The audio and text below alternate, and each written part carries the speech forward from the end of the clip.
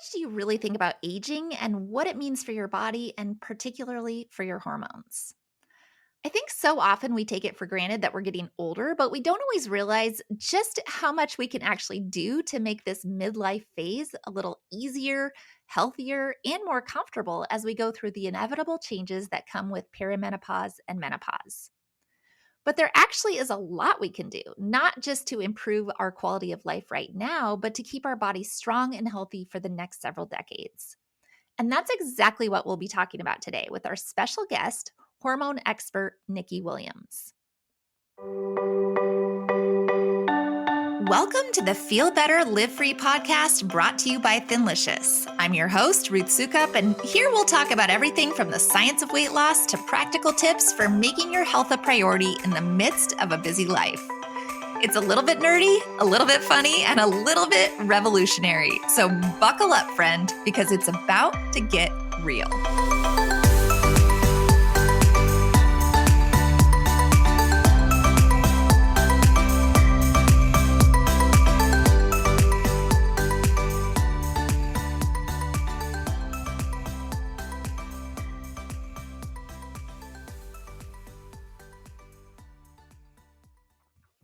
Hey there, and welcome back to the Feel Better, Live Free podcast. For those of you who don't know me, my name is Ruth Sukup, and I'm the founder of Thinlicious and the creator of the Thin Adapted System, as well as the New York Times bestselling author of 7 books. And today we're going to be chatting with Nicki Williams, who is an award-winning nutritionist, author, speaker, and women's health expert specializing in hormone balance and menopause for women over 50. She is dedicated to helping women reclaim their hormonal health and unlock a life filled with vitality and joy through her podcast, Happy Hormones for Life. And today, she's sharing some amazing advice for how to age more gracefully and vibrantly through protecting your hormones. She has so much incredible wisdom to share. And so, without further ado, I am so excited to be able to introduce you to today's interview guest, Nicki Williams. Nicki, thank you so much for being here today. I'm so excited to talk to you. Thank you so much, Ruth. I'm really excited to be here. So why don't we just start by hearing a little bit about you, who you are, what you do, and how you got to be doing what you are now. Brilliant. Yeah. So I am a qualified nutritionist. I'm a hormone expert, but I wasn't always that. Obviously, there's always a transformation story. But in my early 40s, I was working in a very responsible corporate job for an airline, Virgin Atlantic. You might have heard of them. And I had a big team, a very responsible job. And I had 2 young kids at home. They were around like 6 and 8, something like that. And I was in my early 40s, and I had always been able to manage stress and kind of juggle all the plates that we're given. But I was really starting to struggle with exhaustion, brain fog. I was forgetting people's names and what I was doing at work. Just generally really bad moods, really irritable and snappy with my family. And I was putting weight on around my belly area, which I had always been able to manage before, and I just couldn't shift it. And I felt like life was just a massive struggle. It was just a to-do list every day. I wasn't feeling any joy. I wasn't feeling the joy from my kids that I, really was desperate to be a good mom. And I didn't feel like that at all. So I went to my doctor, and, I've heard this story so many times. I'm sure you have. Sat my very brief appointment, told him all my symptoms, and he just handed me a prescription that said Prozac. And this was 15 years ago. So I guess that was the trendy antidepressant of the day. I knew what it was, but I didn't know much else. I knew what it was, but I really instinctively felt that it wasn't that. As I said to the doctor, look, I don't have it in my family. I don't, I've never had it before. I don't think it's that. I don't know what it is, but it's not that. And he said, no, it'll help you. It'll make you feel better. So I went away thinking, this can't be it. What's going on? Now, luckily, my dad is a hormone doctor. Now, I didn't really know what that was back in the day. So I didn't have any clue about my health or hormones. I just didn't know anything about anything. Yeah. So I rang him up and I said, Dad, I don't know this is anything to do with hormones, probably not, but this is what's going on. And my doctor wants to put me on this. And he said, no, you're 42. It'll be perimenopause. And I went, what? You said what? So this is 15 years ago. Dad telling you this. Yeah, sure. Yeah. That is, most women do not have their dads telling them that they're in perimenopause. How lucky. And I really am so grateful for that. I really am, because I don't know where I'd be now if it wasn't for him saying that to me. That Yeah. was like my mind-blowing moment, because I didn't know what that meant either. So back So in the you grew day, up that your whole life having no idea what the heck he no, did. no idea. I just knew he was a doctor, but hormones, what are they? Yeah, that You is so know, funny. And but I said to him, what on earth is that? 15 years ago, that word just wasn't bandied around. We didn't know what perimenopause was. Obviously, we Right. do now, and there's much more Some awareness. people do. But back then, I just heard the word menopause, and I thought, wow, whoa, whoa, whoa. I've still got a period. I'm not old. I'm not grey. I'm nowhere near that. So it can't be anything to do with that. So anyway, what happened was he then explained to me what peri was, all the symptoms, what was happening to my hormones as I was going through my 40s, and gave me the education that I never got at school or anywhere else about my own body and what was happening to it. I was Yeah. absolutely mind blown. I was like, how on earth do I not know this? This is such a major life transition. For Why don't we 50% of the population. And why it's don't like we know about it? So a I secret. just like couldn't believe it. It's insane. So I said to him, so what are you saying to me? What do I need to do? I'm not, do I need medication or what? He goes, no. All you need to do is make a few tweaks. So are you looking after your hormones? And I'm like, I don't know. I don't even know what hormones are. Are you looking after them? What are you doing? What's your lifestyle? Exercise, stress, sleep, blah, blah, blah, diet, all of that, supplements. And what he taught me was how to really nourish the hormones, because I obviously hadn't been doing that. And just a few tweaks in all of those areas.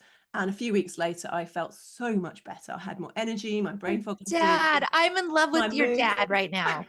Like, I want to go give him a hug. Like, how amazing is that? Do you know what? I'm so happy that he was around, and I had a whole newfound respect for him. Now I knew what he did and how he helped women. I'm just, I was so in awe, I think. So I took his advice, obviously, but I also got tested, because I kind of am a very logical person. I didn't know if he was right or not. I'm a little bit cynical like that. So I did do the tests and found that most of my hormones were pretty much on the floor. And I was really surprised, particularly cortisol, actually, which is really interesting, because I've based a lot of my work on cortisol since, because I didn't feel like I was a stressy kind of person, but obviously my lifestyle was telling me differently and having a different effect on my body. Because when I looked at those results, I was like, oh, okay, I need to do something about this, because this is kind of serious. So lots of testing, and then putting those things in place. And I just went down this kind of rabbit hole because I was fascinated. I was equally fascinated, but also quite angry that, we didn't know this stuff, and it wasn't rocket science. We just needed to know how to look after our hormones better, so that then we could be prepared for the perimenopause, and then get, beyond that, we would be in a much better place than most women are going through that transition. So equally angry and equally fascinated, I ended up giving up my corporate job, because I got so stuck into the science and the hormones and all of that stuff, that I went back to college and studied for the next 4 years nutrition, hormones. And then I founded my company, Happy Hormones for Life, in 2014. So we've been doing this for 10 years now. And Wow. So it educating. literally changed your entire life. Totally. Like, Yeah, totally totally. changed. Yeah, my Wow. dad is still working. He's 81 and he's still seeing his Oh, patients. I love your dad. I love your dad. Like, he can never stop, because we need people like him Yeah. to save women. Well, Although he's so now it sounds like it passionate. runs in the family because you're taking over. That's what I think. I always, I come from a whole long line of doctors and nurses in my family, going back decades. So I rebelled as a teenager and said, I don't want to do that. I'm going to be the one to break the mold. I'm going to go and do languages, and did all of that stuff, and ended Yeah. up in a corporate job that I wasn't really loving. I wasn't fulfilled. So it's a funny way that kind of life kind of spins you back round, and you It's end so up that doing some, is not medical, but something to help women go through yeah. um, Yeah. So you help women with hormones. hormone balancing. But you know what, you, as much as anyone, knows that hormones are linked to everything, gut health, and inflammation and brain health and all of it. So yes, the particularly the perimenopause and the postmenopausal phases, where those things start to change, and that's where Yeah. we can really step in and give women the tools that they need to kind of really balance those hormones, but also reduce inflammation, improve their gut health, all of that stuff, because it's all linked. And It's it's very different for every single woman. Everyone's unique. mhm. So what do you see, like, because you've been doing this for 10 years now, like, what do you see as the thing that is like, if I could just tell every woman this one thing because they never know it and it always blows their mind, like, what would it be? Oh gosh. I can't pin it down I to told you I was going to one. pull questions out of left No, field. no. But I'll tell you what, the one thing that surprised me the most in my work, because obviously I trained in nutrition. So for me, it was always diet, diet, diet. Sort your diet out and you're mostly there. But actually, after 10 years in clinic, what I've seen makes the biggest impact is your stress levels. And I know that's, we all know that stress has an impact on us, on every part of our lives and our health. But it's not until you see all the women going through the perimenopausal stage, that you realize that actually stress has such a big impact, that I would say it's the number one determinator of how well you'll go through menopause and beyond. Wow. Yeah. And Wow, I'm that's a huge because I've never nutritionist. heard anybody say that before. So, and I talk about this stuff every day. But so I have a lot of follow-up questions on this. Go So, for it. I mean, we live in such a stressful world, right? Like everything about our world is stressful. And obviously you're in the UK, I'm in the United States, and we're in election season. So it's like stress is super high. Yeah. And everything's happening. And so like how do you do, like that's that I think I've really struggled with that, right? As a mom, as a business owner, all these things that I got going on all the time. Like I know I got to keep my stress levels low, but I feel like then I get stressed out about my stress levels. Yeah. And so how do you actually lower your cortisol? Like how do you manage that side of things? Okay. First thing is not to get stressed about it. It's really hard. It's just another thing to stress about, right? Yeah. We need to understand how important it is without going into obsessive stress mode. Because if we as women, and I've seen this happen a lot in the last 10 years as well with clients, is that, we can get a bit obsessed about our health. The walking well, they called it, whatever you want to call it. We don't want to get to that stage, because that's just adding the stress. We don't want to be stressed about being healthy and being well, Yeah. but we also need to take responsibility and also just make sure that we've got a balance of some sort. So I'm not going to say go and meditate for an hour every day, because that will stress the majority of women out, right? Yeah. So, but I will say that you do need to take some time for yourself, and hopefully that's not a stress, it's actually a nice thing. So having some time to yourself, and it's hard to put a number on it, but if you can get 15 to 20 minutes, if you're really pushed, that will do it. That will switch off that stress response for a small part of your day and help to balance and increase your resilience for the rest of the day. And that's been studied, and there's evidence behind it. Just 15 minutes. Just 15 minutes. Obviously, the more you do, the more beneficial it is. But if you're tight on time, getting up 15 minutes before your kids, or 15 minutes before you need to, or taking 15 minutes at lunchtime. I know that's really hard as well sometimes, but going out lunchtime, who takes a lunch? Yeah, exactly. Yeah. But taking your lunch for a start is helpful. And then, maybe a walk in nature for 15 minutes, or even just putting some headphones in and listening to some nice music, just sitting still and not reading your emails while eating your lunch, that kind of thing. And then maybe at nighttime, just before you go to bed, you might want to use it as part of your de-stressing wind down routine, because a lot of us struggle with sleep as well. So that's going to have a double whammy effect. But taking that time is incredibly important. And what we do as women is we sacrifice that time, because we like to make sure everybody else is happy apart from us. So we're looking after other people, we're running our businesses, we're doing work, we're doing everything except that thing that we really need to do, which is look after ourselves. And the more we do the other stuff, the more likely we are to go and burn out. And that's going to be no good for anybody, for our income, for our businesses, for our families, for anything. So we really have to focus on this, because a lot of women are burning out. And there's lots of reasons for that, we could do a whole nother podcast on. But if we can get preventative now, this is the time to do it. And if you're perimenopause, or if you're coming up to perimenopause, this is hugely important, because it's going to affect how you go through perimenopause. If you're in perimenopause already, then this is going to massively improve your symptoms. So 15 to 20 minutes a day. Now, you don't have to meditate, although that is amazing if you can get into it. But if not, you can go for a walk in nature. You can read a book, has been shown to lower cortisol as long as it's not, too A stressful a stressful book. Don't book. want a really scary one, but a nice book that you're enjoying definitely works. Walking, listening to music, doing something you love, and that could be just simply, having a dance around your kitchen, gardening, whatever your hobby is, doing a Yeah. little.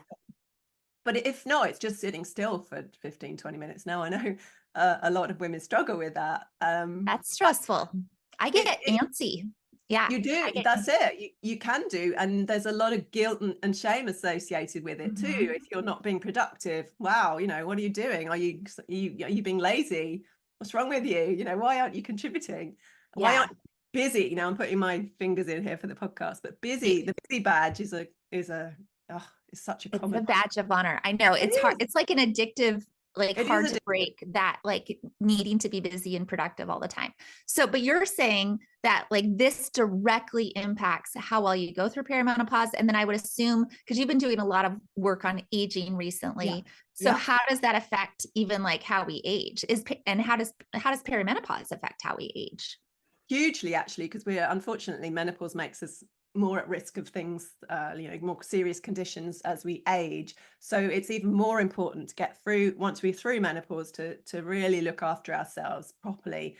And that's what really I get into in the book is to really look at each of those areas, because it's all about your hormones in your 40s. It's pretty much, get those balanced and you're going to feel okay-ish, unless there's something else going on. But, hormones are really ruling the roost because you're on that roller coaster through peri. But once you're through menopause and out the other side, there's a whole different landscape waiting for you. Your hormones might have settled, but then there's all these other things going on, like inflammation and oxidation and generally all these aging pathways that we have to then take note of. We don't have to know too much about them in detail, but we do need to know how to reverse some of those things, and really look after our genetic expression. And what I mean by that is that genes only actually dictate 10 to 20% of how well you're going to age and how long you're going to live, right? So Really? we've got a massive opportunity that 80 to 90% is down to us and our diet, lifestyle, and and our emotional health. So So it's this, so huge. let's, if we put a timeline here, right? Like, so, cause our listeners are 40s, 50s, 60s mostly. Yeah. So if we put a timeline, 40s is when you're really focused on just getting your hormones as balanced as possible, get your stress Yes. levels down, work on your cortisol. And we talk a lot about hormones on this podcast, right? And we talk about how to, like, what to eat to balance your hormones and all of those things. So you're saying lifestyle, hormone balance, and then you get to 50-ish and actual menopause happens. And then, so what's the difference? What's the switch? I would assume you want to continue all the initial lifestyle work that you're doing. But what if you didn't do that? What if you're just starting now in your 50s? Oh, well, it's never too late to start. So that's the message you need to give across, is that, there is never, it's never too late. You can start right now. Because, most of us, when we finish our periods around the average age of 52, it can be different for everyone. But if you finish your period at 52, and life expectancy of a woman is mid 80s now, 83, 84, then there's 30 odd years potentially of your life to live. And you want that to be in the best health possible, because lifespan is a different thing to health span. So life Right. expectancy is extending. However, health span isn't, right? So we're still at the same stage we were 100 odd years ago, where 50% of us will live in poor health for those And years. so those 30 years end up being not high quality Yeah. years. We don't, none of us want to be end up in a care home, or having to being looked after, and our quality of life is really low. If you speak to most people, and they'd want to go before that, before that happens. So it's really important that we start now in midlife to make sure those years are the best they can possibly be, not just for our health, but also for our lives, because this may be the first time in your life that you're free. Maybe the kids have left home, or maybe you've got a job that's more stable, or you've got some money in the bank, so you can kind of start to look at slowing down, or you've got different responsibilities, whatever. It's a time when we can actually, it's an opportunity for us to transform ourselves, because we're kind of freed up from the monthly cycle. Everything calms down. We don't have those kind of swings anymore. And also we're at a stage where we're wiser, we're smarter, we're more experienced, we're more resilient, because we've been through so much. And we've got so much to commute to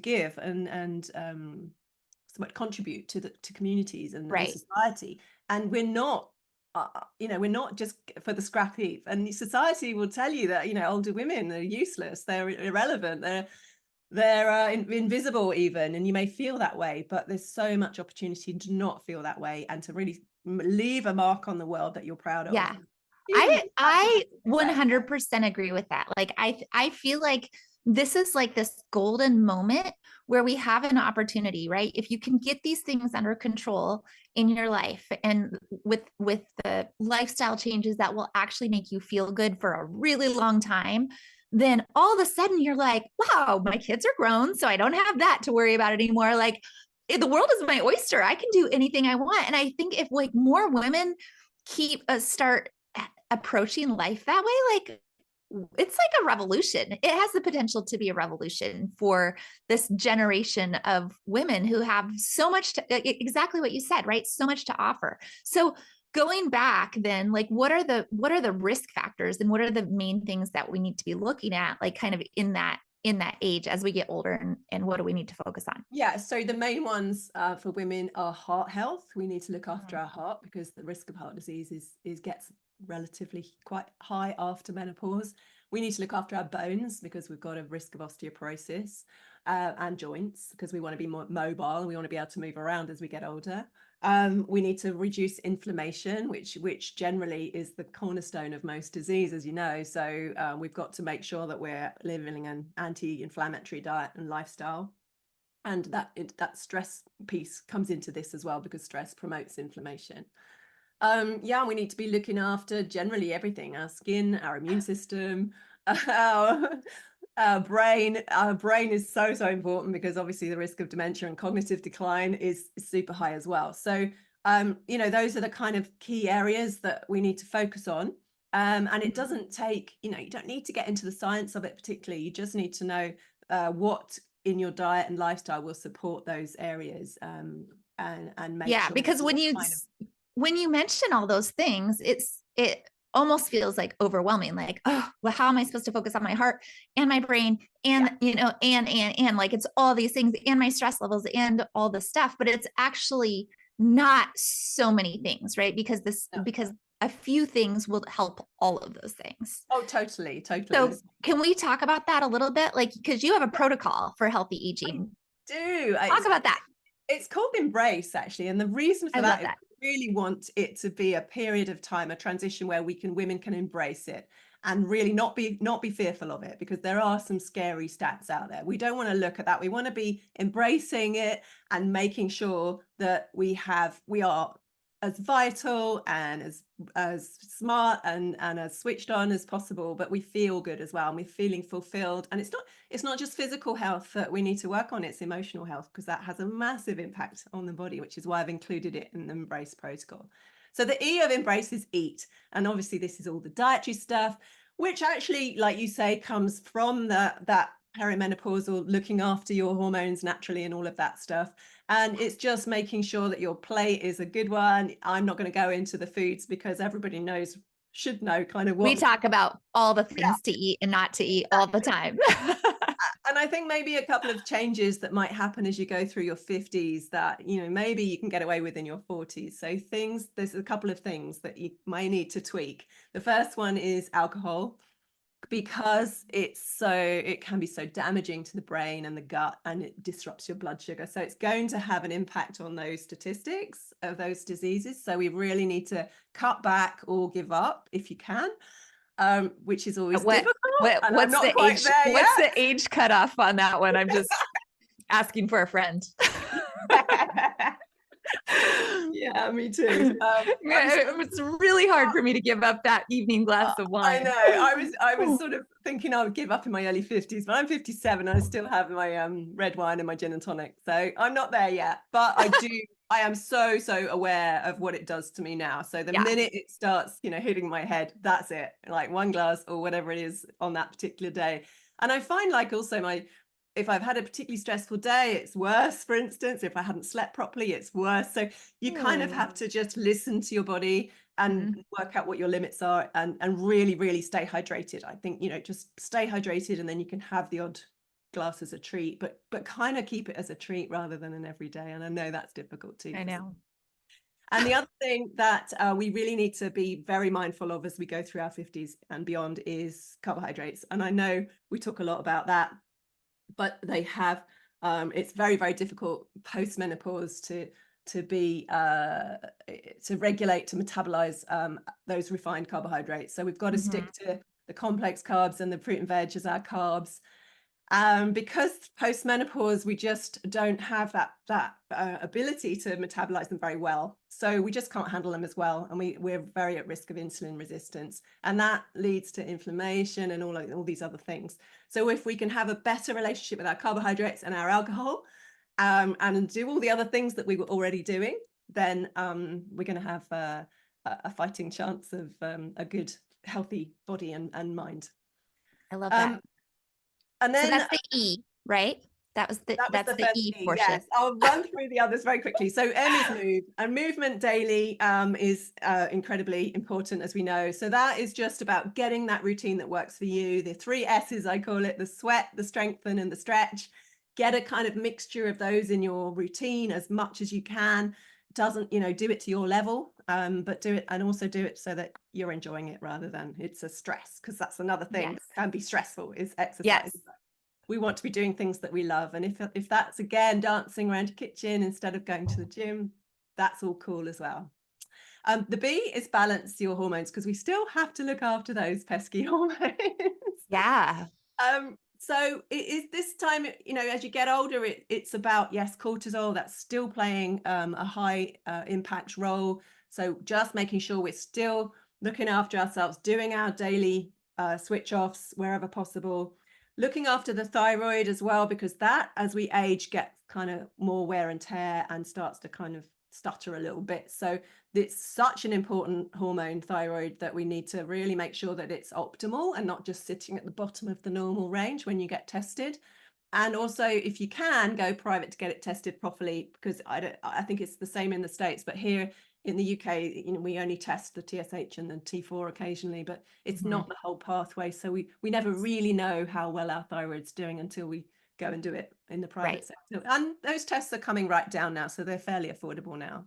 Right. So is there anything that you recommend specifically for thyroid health that's not Synthroid? Very nutrient reliant, so you've got to get those nutrients in, protein particularly. Oh, that's the other thing in the diet thing that we need to start upping. Lots of protein. Yes. Over 50 is start upping our protein, because we're losing muscle very quickly. But so thyroid loves protein. It also loves selenium and a few of these other vitamins and minerals. So taking a kind of multivitamin would probably, be a good option for many of us in terms of supporting your thyroid.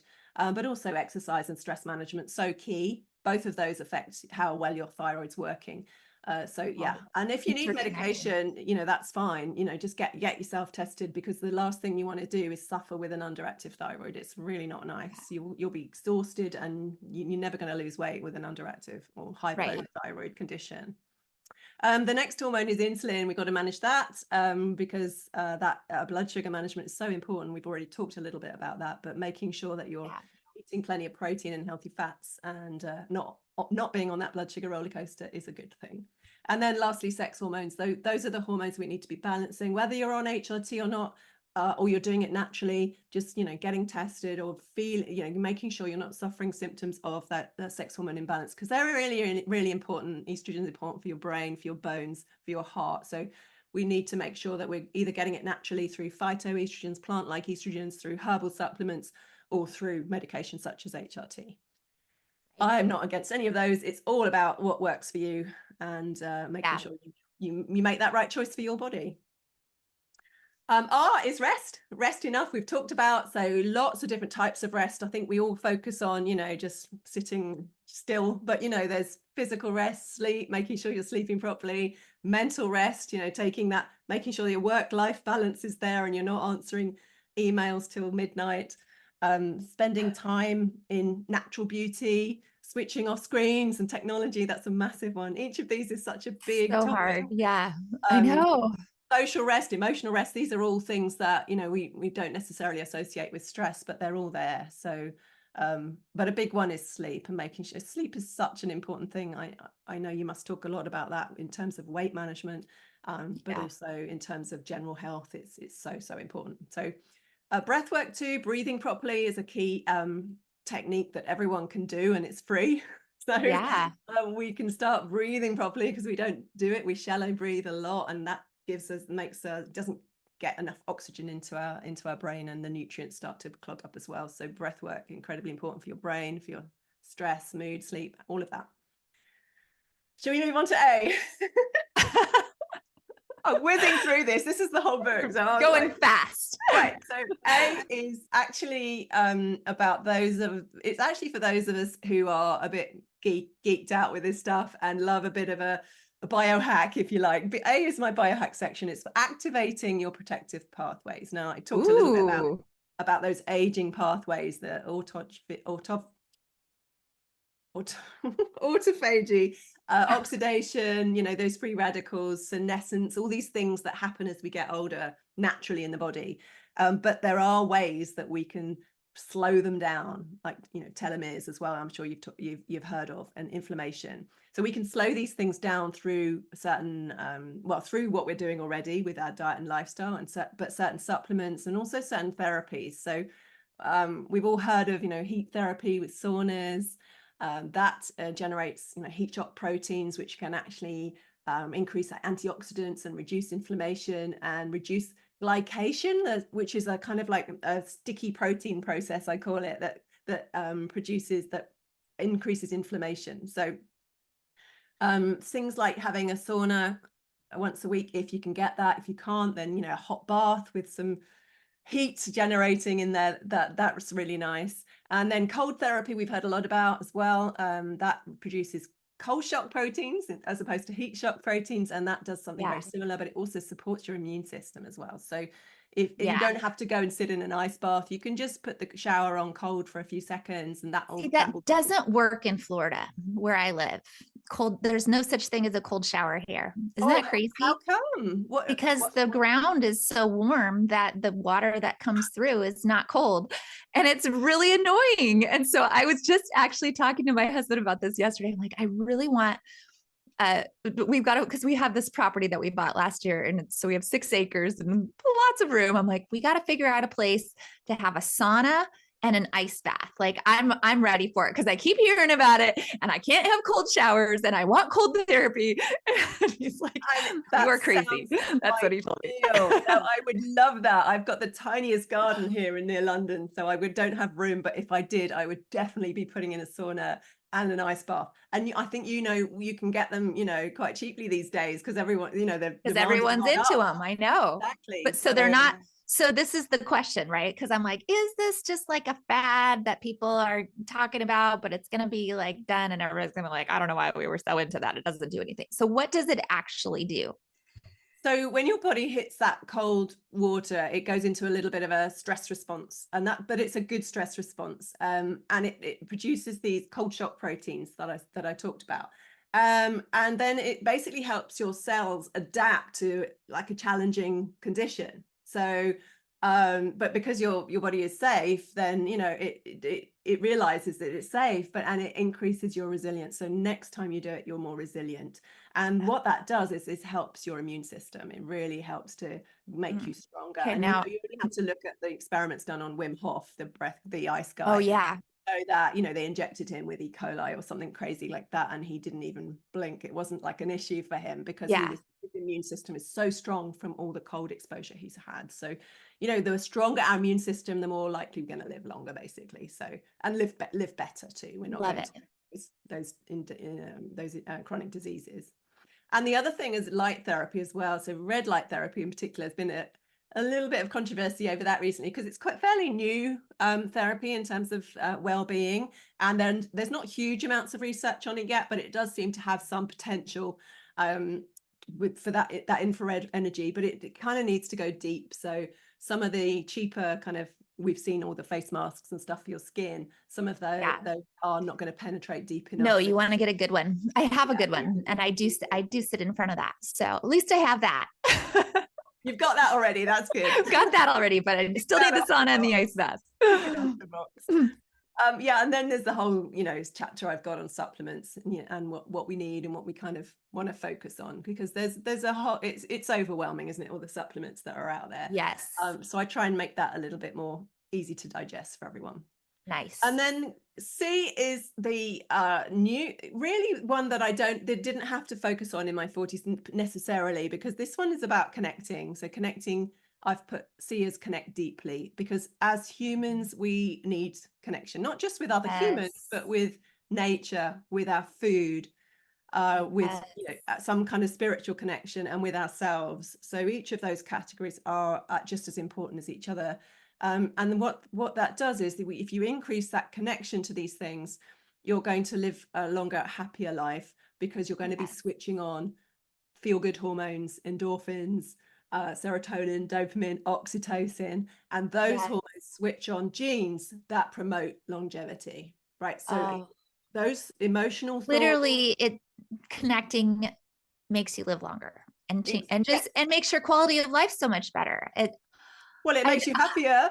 And we don't talk about this enough. Like nobody talks about this enough. When we're in this world, especially now with social media and everything's online, and the connection is just missing. I feel we're more disconnected now than we ever have been, and it's got worse since obviously the COVID and the pandemic.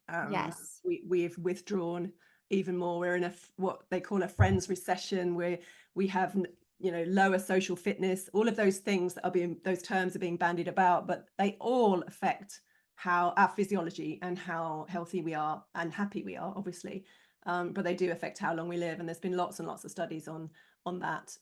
Even a positive outlook on aging for women, right? This is a massive thing. How we're told by society that aging is not good. We're not wanted as an older woman. We don't, we have to dye our hair. We have to look younger than we are. All of that stuff, and that has that obviously has an impact on how we feel about ourselves, how we talk to ourselves. You only have to look in the mirror and you'll spot every single flaw before you even think about all the good stuff, right? So we're talking to ourselves, we're in a really negative way, and society's backing that up, right? So we've got this double thing going on. So it doesn't make us feel great, but if we have a positive outlook on aging, it can increase our lifespan by 8 years, the studies say. Wow. So it's incredibly important. So the self-talk, so important. Reframing our thoughts so that they're more positive. And I know that's easy to say, but there's lots and lots of therapies and techniques that can help you do that, meditation included. But you're gonna get me to meditate yet, aren't you? all the boxes, but but you can still do it without meditating, affirmations, things like that. But really thinking about, this is where the self-connection comes in, and really thinking about how we feel about ourselves. And this is a really good time, if you've got a little bit more time to think about yourself and what you want for the next 30 years, this is the time to do that work, to dive a bit deeper and look at, okay, what have I done for the last 50 years? Has it filled me with joy? How do I fit more joy into my life going forward, and more purpose, and make my life feel more meaningful? Because a lot of women are missing that connection with that. So all of these things, I know that they're difficult to have answers to, and they're just there. I've put them all in to really start you thinking about these things, because they're important when we want to look at healthy aging. Yeah. And okay, so last one is all about your gut, liver, and your immune system. It's called E for eliminate and defend.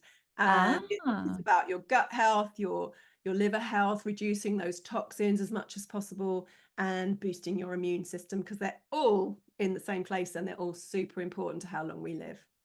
Yeah. Wow. Okay. So I feel like there's a lot we could keep talking about forever, but we are out of time. So why don't you tell us where we can find you online, how we can get your book? Tell us the name of the book. I don't know if we said that, and Okay, all so the things. Tell us all there's the two things. books. There's one book that for if you're in perimenopause, you want to get It's Not You, It's Your Hormones. And that Ah, is the first book that I wrote when I was around mid-40s after all this craziness. So that will get you through your 40s, and it's all about your 5 to 4 hormones and how to balance them. And the latest book is called Life After Menopause.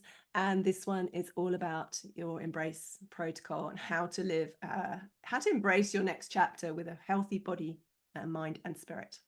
I love it. I love it. And we will, of course, put the links to both of those in the show notes. So if you're listening to this and you forget what they're called, just go to the show notes and you'll be able to find that. Nicki, thank you so much for being here today. This was amazing and so insightful. And I just really appreciate you sharing all your knowledge. Thank you so much, Ruth. It's been fun. All right, guys, that about does it for this episode. Remember that you can find the link to both of Nicki's books in the show notes, along with the link to her podcast if you want to listen to more. And if you know someone else who might benefit from everything we talked about today, please be sure to send it their way. Then be sure to subscribe to the podcast to be notified of future episodes, and I will see you back here for another new episode very soon.